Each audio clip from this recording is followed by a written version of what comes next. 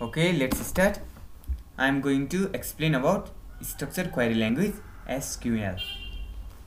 What do you mean by SQL? SQL भनेको के हो त? It is a standard programming language. It is a standard programming language. It is a standard programming language accessing and manipulating the database. Accessing and manipulating the database. यसले चाहिँ जसले चाहिँ access भने पहुँच हो है, पहुँच भन्छ जसलाई हैन, एक्सेस पनि गर्छ, एक्सेस पनि गर्छ हैन, र म्यानिपुलेटिङ भने चाहिँ चलाउनु, ह्यान्डल गर्नु भन्छ के, एक्सेसिङ एन्ड म्यानिपुलेटिङ दि डेटाबेस भने चाहिँ हैन. Structured query language is a standard language in which user requests information from the database. In which user requests information from the database. All the relational database management system जसलाई चाहिँ RDMS भन्छ हैन, all the relational database management system जस्तै MySQL, MS Access, Oracle हरु, Sybase, Informix, SQL Server यिनीहरु भने चाहिँ के हो, relational database management system हरु हुन्. All the relational database management system uses structured query language as a their standard database language भन्यो के. यसले चाहिँ standard database को रूपमा चाहिँ यो query language चाहिँ युज गरिन्छ भन्यो के यसले हैन. Uses structured query language as a their standard database language. Okay. What SQL can do? What SQL can do? Number 1, execute query against a database. हैन, execute query against a database. जसले चाहिँ Curie हरुलाई चाहिँ execute गर्ने काम गर्छ. Retrieve भने चाहिँ दोस्रोचोटी पाउने, जसलाई चाहिँ रिस्टोर भन्छ नि, त्यस्तै हो के retrieve. Retrieve the data from a database. Insert गर्न सक्छ, insert record in database. Database मा चाहिँ रेकर्डहरु इन्सर्ट गर्नको लागि युज गरिन्छ.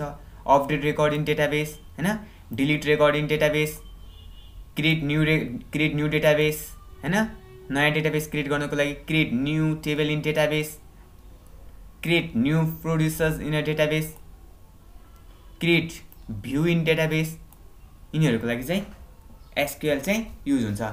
Execute query against a database, retrieve data from a database, insert record in database, update record in database, delete record in database, create new database, create new table in database, create new producers in database, create view in database.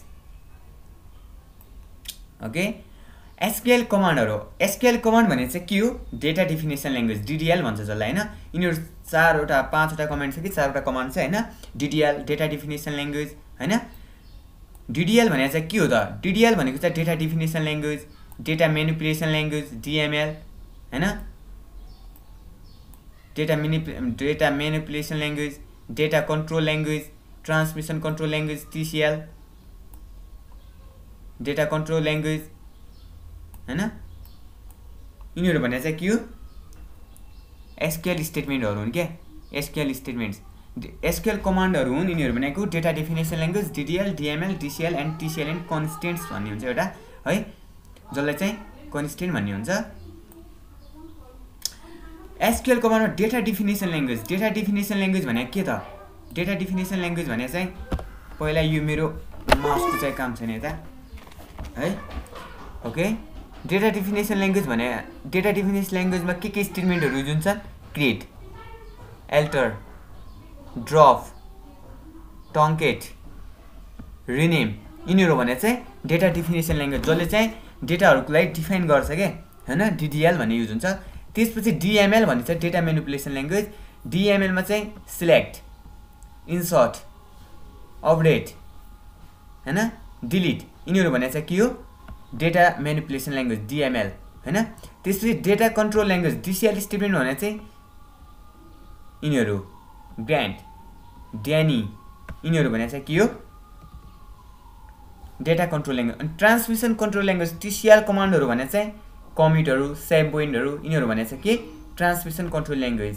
त्यसपछि कन्स्टेन्ट्स भने primary की, foreign की, checksum, unique हैन, default, not नल, यिनीहरु भने चाहिँ के हो? कन्स्टेन्ट्स कमान्डहरु हुन् है. यिनीहरुलाई चाहिँ के भन्छ? DDL, DML, DCL and TCL भनेको चाहिँ यिनीहरु के हुन्? SQL कमान्ड्सहरु हुन् है. Thank you.